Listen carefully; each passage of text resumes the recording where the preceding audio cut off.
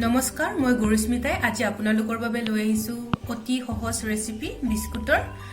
হেতু হৈছে আমাৰ নাৰিকলৰ বিস্কুট আহকচোন মই কেনেকৈনো বনালো চাও নাৰিকলৰ বিস্কুট বনাবলৈ আমাক লাগিব 100 গ্ৰাম বাটাৰ 1 কাপ শুকান নাৰিকলৰ গুৰি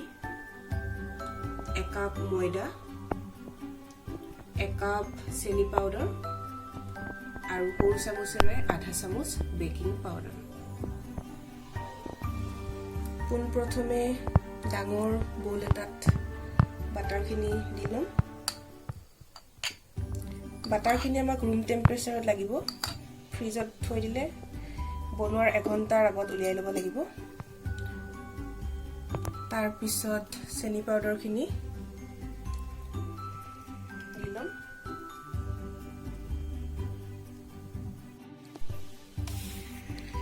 এতিয়া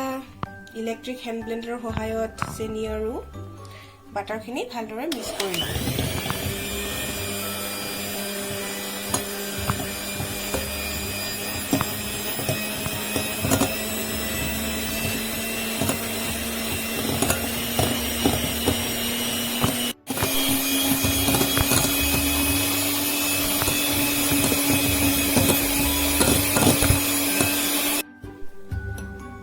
আমাৰ ভালদৰে মিক্স হৈ গৈছে আপোনালোকৰ যদি ইলেক্ট্ৰিক হ্যান্ড ব্লেন্ডাৰ নাথাকে তেতিয়াহলে কোনো কথা নাই চামুচৰ সহায়ত ভালদৰে অলপ বেছিকৈ ফেটি ল'ব বাটাৰ আৰু চেনিৰ মিশ্ৰণটো এনেকৈ হ'ব লাগিব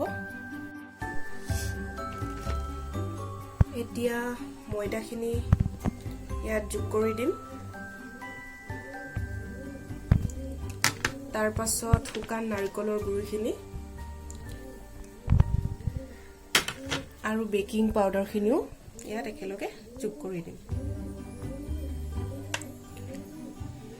তাৰ পিছত গুটেখিনি ভালকৈ মিক্স কৰি লম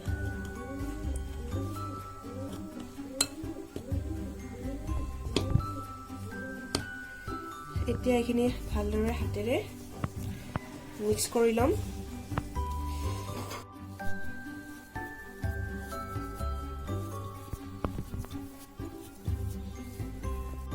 ডোটো আমাৰ প্ৰস্তুত হৈ গৈছে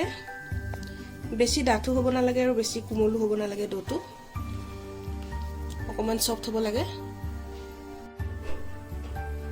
এতিয়া গুল কৰি এনেকৈ চেপেটা কৰি লম যদি ভালকৈ হৈছে ফাটা নাই দেখিছে নহয় ভালদৰে হৈছে বিস্কুটৰ শেপটো আপোনালোকে নিজৰ পছন্দ অনুযায়ী দিব পাৰে মই গুল কৰি দিছো বা বিস্কুট কাটাৰ থাকিলে আপোনালোকে ভালদৰে তেনেকেও কৰিব পাৰে মই একেবাৰে সহজ পদ্ধতি ব্যৱহাৰ কৰিছো এটো হৈ গৈছে এতিয়া কি কৰিম শুকান নাৰিকলৰ গুৰি অলপ দি এনেকৈ দিম এইদৰে মই ভালকৈ বিস্কুটৰ আকাৰ দি লৈছো অলপ বহল বহলকৈ দিব লাগে নহলে পিছত ফুলি কিনে লাগি ধৰিব পাৰে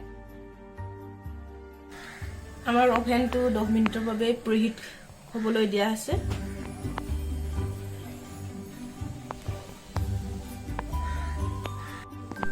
প্ৰিহিট হৈ গৈছে এতিয়া ট্ৰেখন ভৰাই দিছো এতিয়া কনভেনচন মোডত 180 ডিগ্ৰীত 20 মিনিটৰ বাবে দি দিছো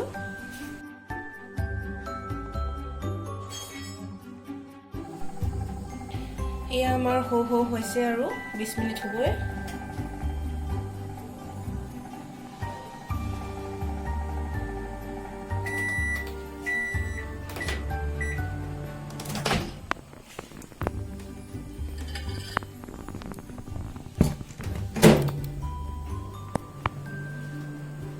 এয়া আমাৰ নাৰিকলৰ বিস্কুট একেবাৰে ৰেডি হৈ গৈছে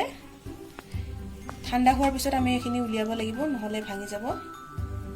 এয়া আমাৰ গুটেখিনি নাৰিকলৰ বিস্কুট বনোৱা হৈ গৈছে অতি সহজতে আৰু অতি কম বস্তুৰে দেখিছে নহয় বেকাৰী ষ্টাইলৰ নাৰিকলৰ বিস্কুট বনাই খাব পাৰিব আপোনালোকে এয়া মই এতিয়া এখন আপোনালোকক ভাঙি দেখাম দেখিছে নহয় কিমান ধুনীয়া মাত এটা ওলাইছে মচমচিয়া হ'ব আৰু বহুত টেষ্টিও লাগে আপোনালোকে এইদৰে ঘৰত বনাই খাই চাবচোন